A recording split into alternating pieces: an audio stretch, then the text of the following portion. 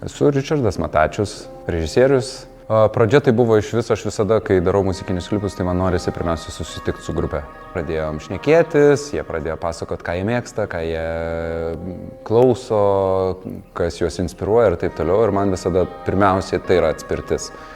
Ir tada buvo tiesiog su Džiugu operatorium susišnekėjom, sakom, kaip čia ką, ir išėjo ta kalba apie būtent maketų filmavimą ir pačios dainos atspindėjimą.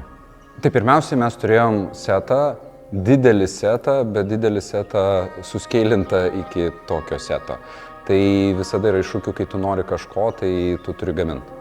Daugumoje tai, viską mes gaminom ir ne vien mes, bet jeigu paimtumėm netgi nuo to, kad architektų katedra buvo pagaminę maketų ir tuo pačiu mums reikėjo dar daugiau maketų, specifinių maketų, tai būtent linkmenų 3D printinimo visas departamentas atprintino mums Empire State Building, Laisvės statulą, daugiabučių miestelį ir viską, ko mums reikėjo, tai buvo tiesiog čia ir dabar ir tas vizualiai man labai faina.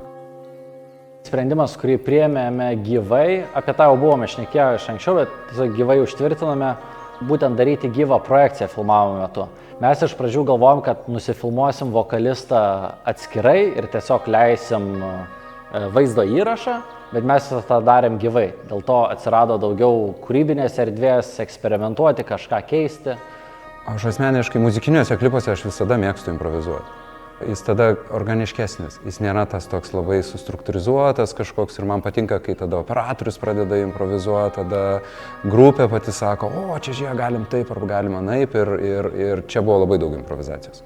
Tai daugiau yra kūrybinė laisvė, nes muzikiniai klipai tą leidžia.